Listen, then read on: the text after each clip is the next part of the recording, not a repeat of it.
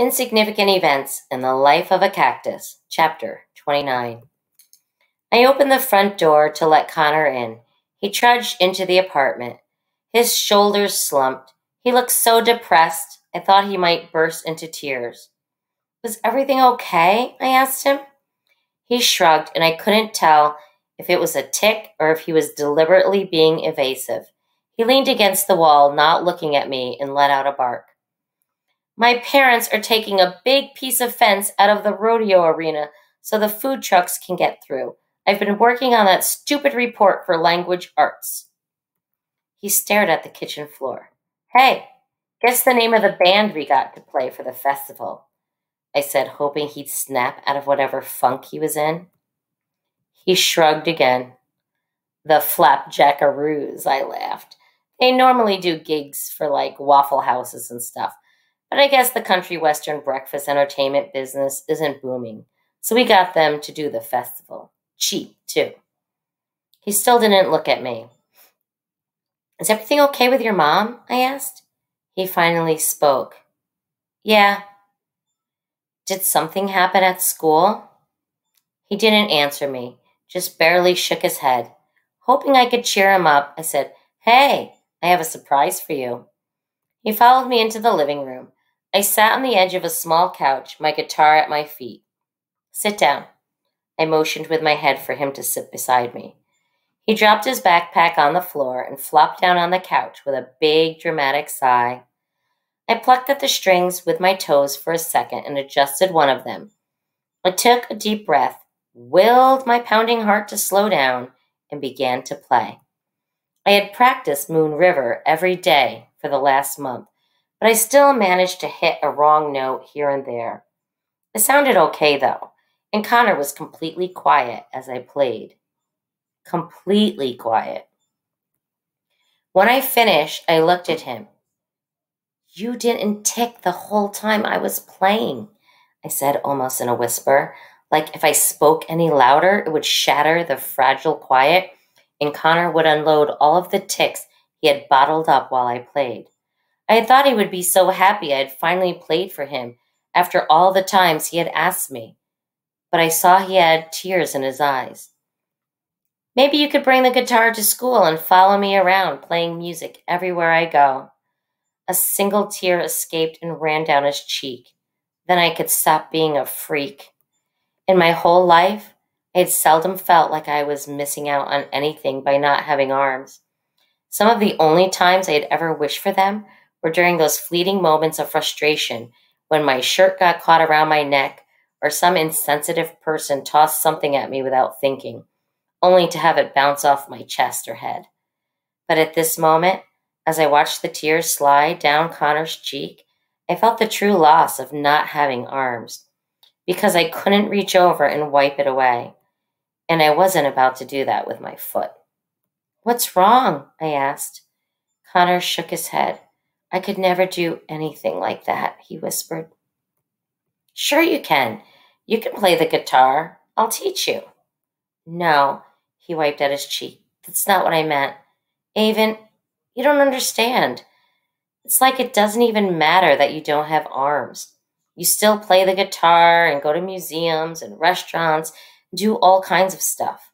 I can't do anything. I can't even go out in public. Of course you can.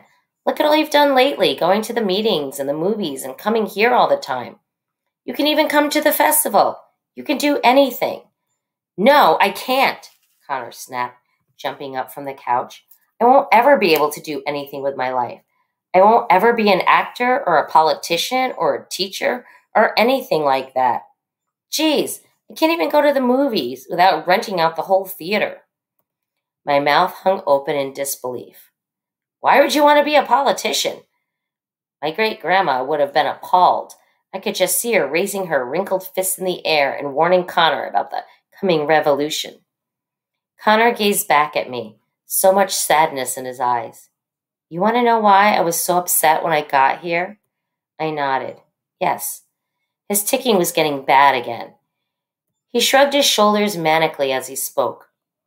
I walked to the store before coming here. I wanted to get you some gummy bears. I gaped at him. You stopped at the store by yourself? For me? To get me gummy bears? I know it sounds silly, but to me, this was like the equivalent of him going to Antarctica and back to bring me a feather from a penguin's butt. He struggled to get the words out now. I saw someone filming me on their phone. My stomach dropped like it did when I rode a roller coaster. What? Yeah, Avon. They were filming the freak. I shook my head slowly, not wanting to believe it. Maybe they were doing something else. They weren't, he yelled. So you see, I can't do those things because I'm a freak. Next week I'll be on YouTube with a bunch of snarky comments about what a psycho I am. I'm never going out in public again. Not to school, not to the meetings, and I'm not going to your stupid festival. Stop it. I tried to stay calm. You're not a freak. No more than I'm a freak.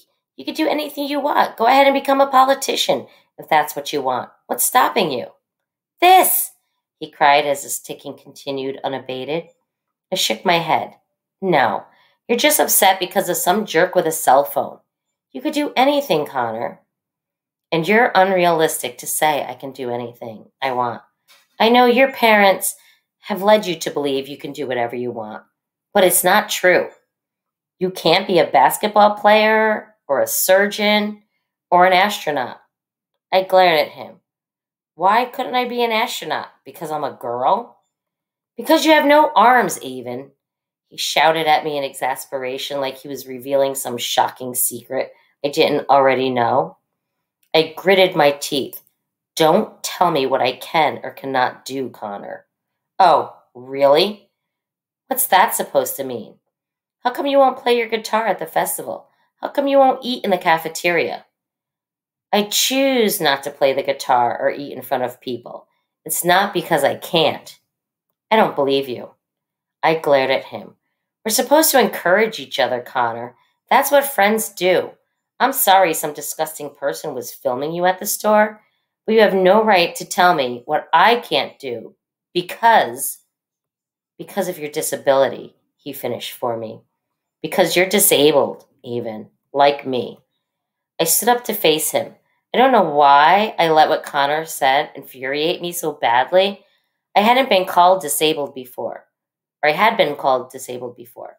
People had referred to my disability 100 times, but it was like he had used the word to insult me. I could feel my bad temper rising and taking control. I swear, if I had arms right now, I'd punch you right in the face. I cried. I'm not disabled. I'm abled. Why are you so mad? Connor said. I'm just stating a fact.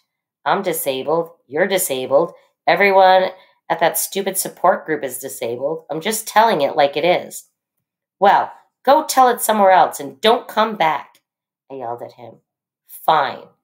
Connor could barely get the word out because his ticking was so bad at this point. He grabbed his backpack, took out the bag of gummy bears, threw it on the floor at my feet, and flew out of the apartment. And I suddenly felt incredibly sorry.